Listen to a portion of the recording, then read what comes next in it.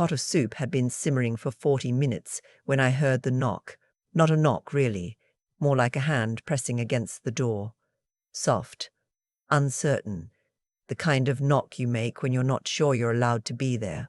I wiped my hands on the dish towel and went to the door, and there she was, my daughter-in-law, standing on my front steps in the November dark, her coat buttoned wrong, one side hanging lower than the other. Her face was wet, and I couldn't tell right away if it was rain or tears or both. Probably both. I said her name. I said, "Come in." She didn't move right away. She stood there like she was waiting for something, like maybe I would change my mind, like maybe I would look past her and say, "Actually, no, this isn't a good time." I'd seen that look before on people who had been turned away enough times that they stop assuming the door will open. I opened it wider and stepped aside. She came in and I took her coat, and I could see that her hands were shaking. Not cold shaking, the other kind. I sat her down at the kitchen table, the one by the window where I always put people when something is wrong, and I poured her tea without asking. You don't ask, you just pour. She wrapped both hands around the mug and she looked at the table and she said, "I didn't know where else to go." I said, "This is exactly where you should go." She nodded, but she didn't look up. And then she said quietly, so quietly I had to lean forward. She said, "Your daughter told me something last week. She said I never really fit in here. She said the family would have been better off if Brendan had married someone else. She said it like she was confessing something, like the shame of it belonged to her." I sat down across from her and I didn't say anything for a moment because I needed to be careful. Not careful the way you're careful when you don't know what to say. Careful the way you are when you know exactly what you feel, and you need to make sure you say it right. I said, "She is wrong." She finally looked up. I said, "She has been wrong about a lot of things for a long time, and I am sorry that I didn't say that sooner and louder. I'm saying it now." She put her face in her hands and she cried. Not the polite kind, the real kind, the kind that sounds like relief. My daughter's name is Patrice. She is 51 years old, and she has her father's jaw and my mother's temper. And somewhere along the way, she started believing that the family was something she owned rather than something she owned rather than something she was part of. I don't know exactly when it started. I've thought about it a lot in the years since everything happened, sitting with my coffee in the mornings, trying to trace it back to something I did or didn't do. Parents do that. We look for the moment we got it wrong. But I'm not sure there was one single moment. I think it was more like water finding cracks, slow and patient and quiet until suddenly the wall comes down. Patrice never said she disliked my daughter-in-law directly to me. She was smarter than that. She did it in small ways, the way she paused just a half-second too long before answering a question my daughter-in-law asked, the way she'd reference family events from before the marriage, old holidays, old jokes, old photographs, and then look at my daughter-in-law with a kind of flat smile, the smile that said, "You weren't there, and you never will be." The way she called her Brendan's wife, even after 6 years, never by her name. Her name is Faye. Faye had grown up in Sudbury, moved to Ottawa for work, met my son at a company thing, and married him 2 years later. She was 34 when she married him, which made her 17 years younger than Patrice, and I sometimes wondered if that was part of it. Patrice at 51, watching her younger brother walk into exactly the kind of life she'd wanted and hadn't managed to build. That's not an excuse. I'm not making excuses. I'm just trying to understand the way you do. What I do know is that Faye was kind from the start. The kind that isn't performing, that doesn't need an audience. She remembered things people said. She asked about your week and listened to the answer. She brought food to family dinners, even when I told her not to bring anything. She learned how to make butter tarts because she found out my husband had loved them before he passed, and she made them every Christmas and put them on the same plate I used to use. And the first time she did that, I had to excuse myself and go stand in the garage for a few minutes. Patrice called her a social climber once, to me. I told her that was unfair, and she said I was naive, and I let it go because I was tired and because I thought it would pass. I let it would pass. I let it go too many times. The night Faye came to my door was a Thursday in November. My son Brendan was in Calgary for work. He travelled for work 3 or 4 times a year, and it was during one of those trips 6 weeks earlier that Patrice had said what she said to Faye. I didn't know about it until Faye told me. What I also didn't know until Faye told me that same night was that she was pregnant. 11 weeks? She hadn't told anyone yet. She and Brendan had been waiting until the 12-week mark, the way people do. She told Patrice. She hadn't meant to. She'd told me later that she'd gone over to Patrice's house to try to clear the air, to have the kind of honest conversation she'd been trying to have with Patrice for years. She thought, maybe if I tell her something real, something personal, maybe that opens a door. Maybe she softens. Patrice didn't soften. Patrice looked at her across the kitchen table and said, "Does Brendan know it's his?" Faye said she felt the room tilt. She stood up. She said she was going to leave now. Patrice grabbed her arm and said she wasn't done talking. Faye said, "Let go of me." And Patrice said, "I have put up with you in this family for 6 years, and I am done pretending." And Faye said, "Let go," and pulled her arm away. And Patrice shoved her, not a small shove, a 2-handed shove, right at her collarbone, hard enough that Faye stumbled back and hit the edge of the kitchen counter and went down on her hands and knees on the tile floor. Patrice stood over her and said, "Get out." Faye got up. She was shaking so hard she could barely hold her keys. She drove straight to my house, 40 minutes in November rain, buttoning her coat wrong in the driveway, and she knocked on my door with the flat of her hand, like a person who had almost given up on doors. I sat across from her at my kitchen table, and I did not tell her to calm down. I did not tell her it might be a misunderstanding. I did not tell her that Patrice didn't mean it, or that she had a hard life, or that she got that way from her father. I listened.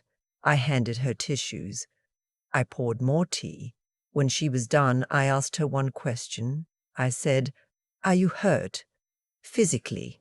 Are you in pain anywhere?" She thought about it. She said her wrist hurt from catching herself on the floor. I said, "We're going to the hospital." She started to say it wasn't necessary, that she was fine, and I said I wasn't asking.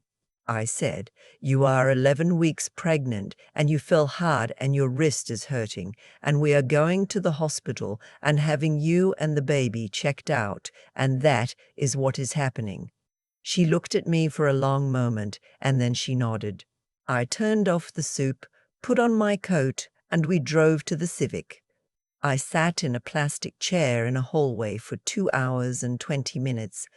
I'm 63 years old, and those chairs are not made for 63-year-old backs, but I didn't move. I sat there and I drank bad vending machine coffee, and I thought about what I was going to do.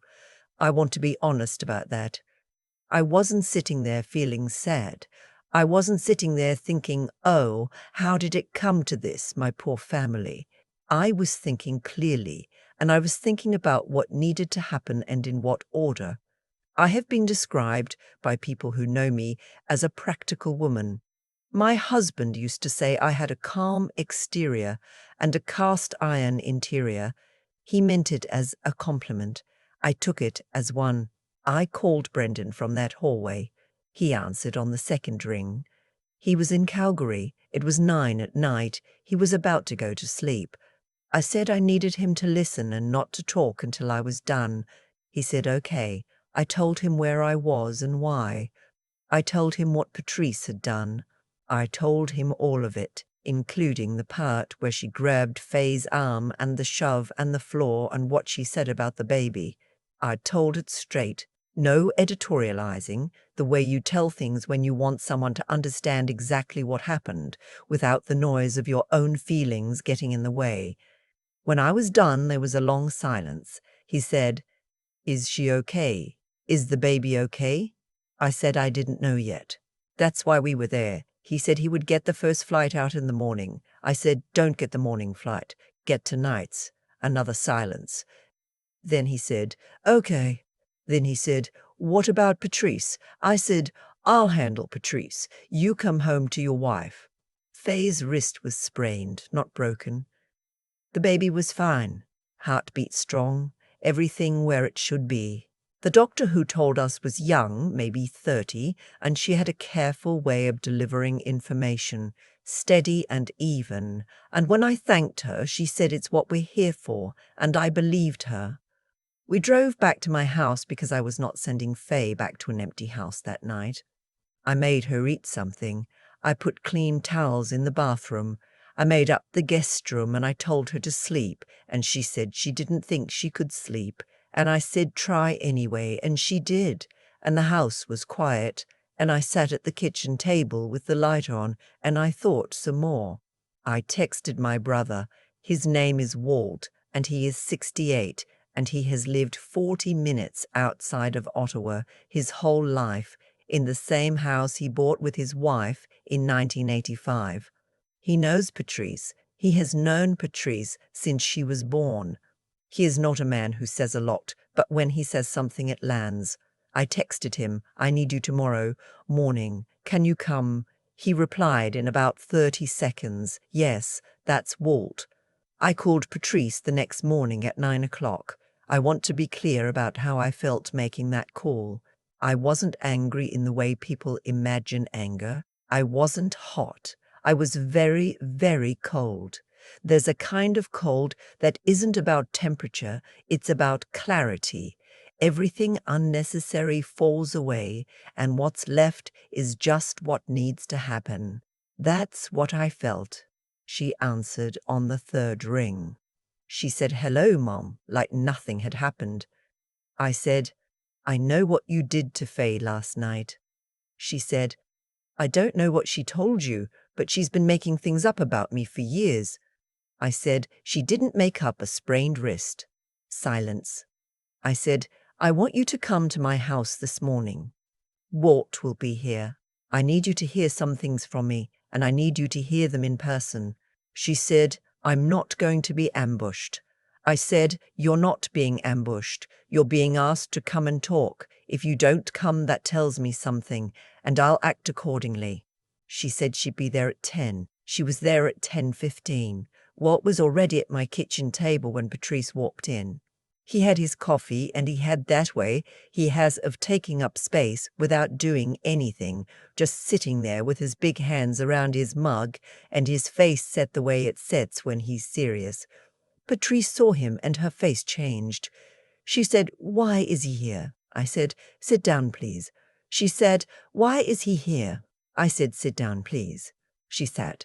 I said it plain. I said, "You put your hands on Faye. You shoved a pregnant woman hard enough that she fell to the floor. You said something about her baby that I won't repeat in this house, and you did it in your home, where she came in good faith, trying to fix something with you." Patrice started to speak, and I held up my hand. I said, "I'm not finished." She stopped. I said, "I have let things go with you for a long time. Comments, attitudes, the way you've treated her over 6 years. I told myself it would pass. I told myself you'd come around. I was wrong to let it go, and I'm not letting it go anymore." She said, "She's never been right for Brendan." Walt said quietly, without looking up from his mug, "That's not yours to decide." Patrice looked at him. He said, "Your mother's talking." She looked back at me. I said, "Here is what's going to happen. You are going to go home and you are going to write Faye a letter. Not a text.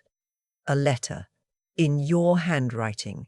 And in that letter, you are going to apologize, not explain, not justify, not provide context. Apologize for what you said, for putting your hands on her, for 6 years of making her feel like she didn't belong in this family. Patrice said, "And if I don't?" Walt set down his mug. I said, "Then I'm going to be very clear with you about what this family looks like going forward. Brendan is coming home today. He knows everything. Whatever he decides about his relationship with you, I will support. And I will not be inviting you to family events that Faye attends until you've made this right." Her face went through several things. Anger first, then something that looked like it might be hurt, then something more careful. She said, "You'd choose her over me?" I said, "I'm not choosing anyone over anyone. I'm telling you what's acceptable and what isn't. What you did isn't acceptable. You know it isn't. I think somewhere in there you've always known it." She was quiet for a long time. Walt got up and refilled his coffee. He put the pot back and sat back down and didn't say anything because he didn't need to. Finally, Patrice said, "I didn't know she was pregnant when I pushed her." I said, "You knew she was a person." Brendan landed at the Ottawa airport at 12:40 in the afternoon. I know the exact time because I was watching my phone. He went straight home. Faye was there. She'd gone back to their house that morning after breakfast, and I'd driven her, and I'd walked her to the door and hugged her and told her that whatever happened next, she was not going to go through it alone. She said, "Thank you," and I said, "You don't have to thank me," and I meant it. Brendan called me that evening. He sounded wrecked, the way men sound when they've been holding something in all day. He said he'd sat with Faye for 2 hours. He said she told him everything. He said, "What do I do about Patrice?" I said, "That's between you and her, but don't let her minimize it.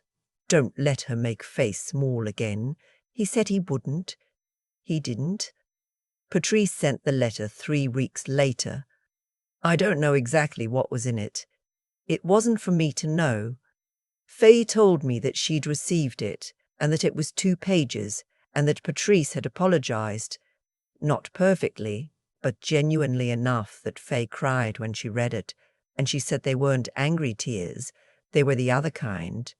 There were conditions going forward, things Brendan put in place with Faye, about what family gatherings would look like, about what Patrice was and wasn't welcome to say, about what would happen if the boundaries weren't respected.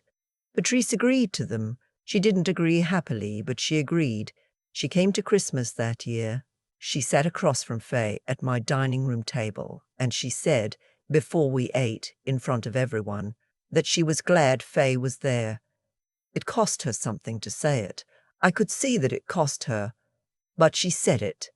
Walt caught my eye across the table and didn't say anything. He didn't have to. The baby was born in May. A girl, 7 pounds 2 ounces, born on a Thursday, which is the same day of the week I was born on, and Brendan called me from the hospital at 6 in the morning, and he was crying the good kind of crying, the kind that embarrasses men and doesn't stop. They named her after my mother. I found out about the name when I got to the hospital, when Faye put her in my arms and said we'd like her middle name to be yours, if that's okay. And I said, of course it's okay, and then I sat down very fast because my knees weren't cooperating. She was so small, all that conflict, all those phone calls, all those cold mornings, sitting at the kitchen table figuring out what needed to happen. And here she was, 7 pounds 2 ounces, fingers like tiny folded letters. Patrice came to the hospital that afternoon. She held the baby for about 4 minutes, and she cried, which is the first time I had seen Patrice cry since her father's funeral. She handed the baby back and she looked at Faye and she said, "She's perfect." Faye said, "I know. People ask me sometimes, not directly, but in that sideways way people ask things, whether I think I was too hard on Patrice, whether I should have given her more room to explain herself, whether the letter and the conditions and the conversation in my kitchen were too much. I tell them she put her hands on a pregnant woman in her own home. That usually ends the conversation. I don't think being a mother means protecting your children from every consequence of what they do. I think it means teaching them, for as long as they're alive, that there are things that aren't acceptable, And sometimes the teaching happens early, when they're young and small, and sometimes it has to happen when they're 51 years old and standing in your kitchen while your brother drinks his coffee and doesn't say a word. I am 63 years old. I have been a mother for 51 years and a grandmother now for almost 2. I have learned that family is not a thing you inherit. It's a thing you choose and keep choosing every time it costs you something to choose it. Faye is my daughter-in-law. She is the woman my son chose. She is the mother of the girl named after my mother. She made butter tarts last Christmas and put them on the same plate, and I watched Patrice take one and eat it and say quietly that they were good. Faye said, "Thank you." She didn't make it into anything more than it was. That's who she is. I cleared the dishes, and I thought about my husband and how he would have handled all of this, and I thought he probably would have been louder and less effective, and that he would have loved that baby absolutely without condition. And then I washed the dishes, and I put on the kettle, and I waited for everyone to leave, so I could sit in the quiet with my granddaughter asleep in the other room, her breath small and even, the whole house holding still around her. That's enough. That has always been enough.